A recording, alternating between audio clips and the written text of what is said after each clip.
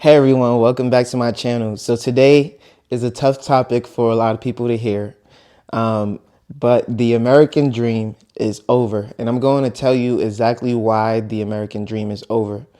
You want the white picket fence, you want the nice house, the 2.5 kids, all that beautiful stuff, and the one dog, right?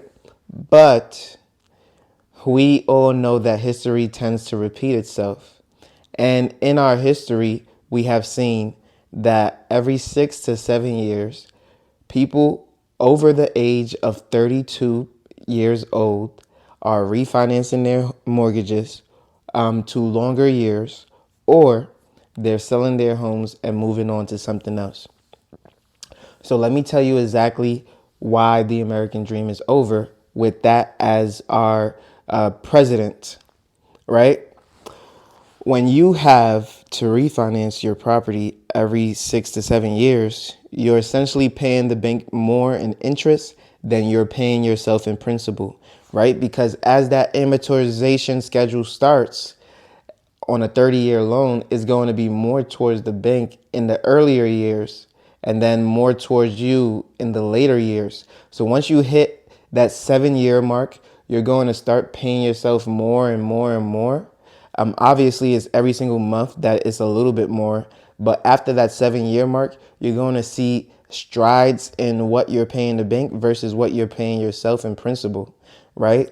So if you're always resetting after 6 to 5 years, you're not giving yourself a chance to ever make more money than the bank. In fact, the bank is profiting more than you are. When you get that call asking you to refinance to a cheaper mortgage, reconsolidate debt, all that other good stuff, you're simply just putting yourself in perpetual debt for the rest of your life. And when someone talks about owning their home, they really mean, oh, I have a mortgage and I'll never pay that off, right? What is a mortgage? In I believe it's Italian or Greek. Mortgage means until death, right? Because you're never supposed to actually get out of a mortgage. It's supposed to be there until you die, which is insane. How can you have an American dream of owning something and living a life of financial freedom when you never truly own the asset, right? And so, I mean, it's so common. It's the norm. Only 33% of people ever own their home. And now let me tell you why it's actually going to be harder to do so moving forward.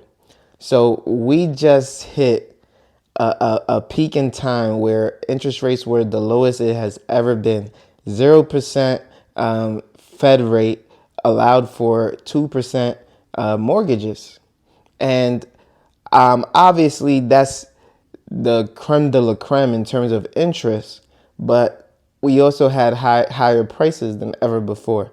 And the prices will continue to go up. That I am almost certain of. But the interest rate won't be that low for at least 2 decades. Now, what the Fed has been trying to do is raise rates to a point where they're at 8%, 7%. And eventually, when they bring those downs in people's mind, they'll start to rationalize 6%, 5%, and 4% as being the new normal and being great. Then they can eventually raise that back up to 7, 8%. People will say, yeah, we had 7 and 8% rates not too long ago. That's also normal. And then they'll start buying with those rates as well, right? So the Fed is just trying to change the perception of what interest rates should look like. And when they do bring it down, people will start to gravitate towards that. They'll be willing to refinance towards that. Of course, they're going to demand more money. Why? Because they took out more debt and they have more expenses. And in turn, that's going to increase inflation. That's going to increase inventory, the houses on the market eventually when interest rates kind of flatline. But what I can tell you is I don't see 4% interest rates coming back. I do believe that you're going to see some activity around the low sixes.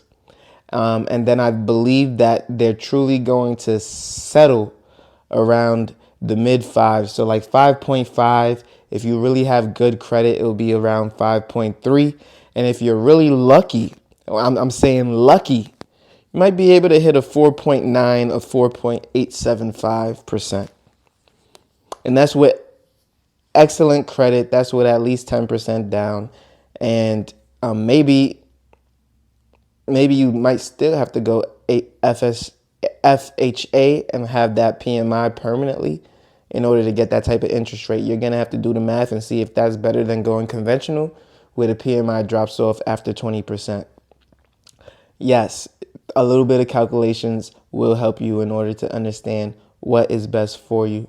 But what I've been telling everybody right now is if you never owned a property, then yeah, you can go ahead, even in this market, and look to buy something.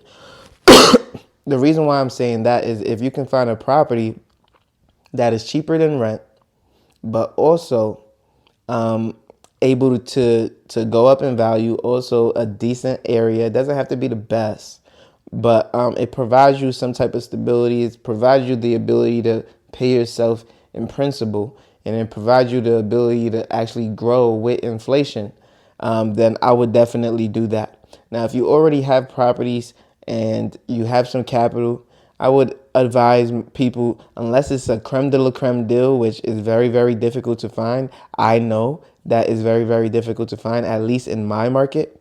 Then you should wait a little bit. Why? Because I know that interest rates will drop. Will there be more demand? Will there be more buyers in the market when interest rates fall? Absolutely. Will you have to compete with more people? Absolutely. Will the prices be a little bit higher? Absolutely. But here's the thing. If you're not putting 20% down on a property, you won't even be able to refinance when the interest rates do go a little bit lower. And then you're stuck thinking that you're in this sweet spot where, oh, I can pay a little bit less in terms of the payment. I mean, in terms of the price of the home, but you're going to pay more on the payment because of the interest rate. And so you want to find a sweet spot where it makes sense. If I was you, I would calculate what digit of home I want to buy. So if that's a $200,000 home, 300,000, 400, 500, 600, 700, 800, it doesn't matter. And when you have that $800,000 home, you calculate what the payment will be. Will it be 5,600, 5,700, 5,800? When the prices drop, and then you have a lot of bidders in the market, and now the price is inflated to 830. Does it still make sense? Is your payment now 4,900 at the 830, or is it more or the same? Whatever the case may be, you want to look at those things. In fact, if it's 830, the payment is the same as it was at 800, I would go with the lower interest rate. I mean, so it still makes a little bit of sense to wait. Obviously, it's going to take some patience, especially when there are more buyers in the market because interest rates have lessened. But then the main focus is actually staying in the home. Now, if you do refinance eventually because there's a lower interest rate and you want to capitalize on that, do not do a 30-year. You can do 25 years, you can do 20 years, you can do a 15-year, and you can even do a 10-year. Yes, there are brokerages, there are lenders that offer these type of yearly options. It's not just a 30-year option that's available to you. A lot of people don't know these things. I used to be a refinance mortgage lender. So I've given people 30-year notes. I've given people 15-year notes. I've even given people 10-year notes. But a lot of people don't ask about the 25 or the 20-year notes.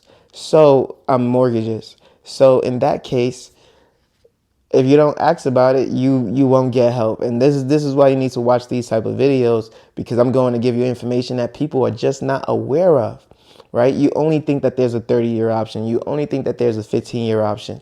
And here is what the investors will say. Yes, but you'll make the most money if you refinance to a 30-year. That's not always the case, because in a 15-year mortgage, you're going to have a lower interest rate. Will you pay more in terms of payment?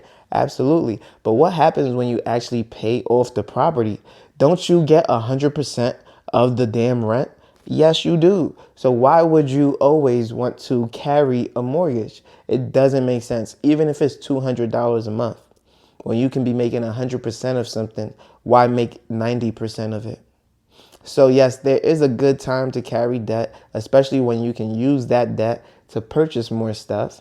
But if you are only doing that to lower your payments, I would focus more on paying off something so that you can have no payment and then have that cash flow that you're so interested in. If you like this video, make sure you leave a like, comment, and subscribe. You know I post every single day at 8 a.m. daily on YouTube and on Rumble, and I can't wait to see you on the next one. Peace.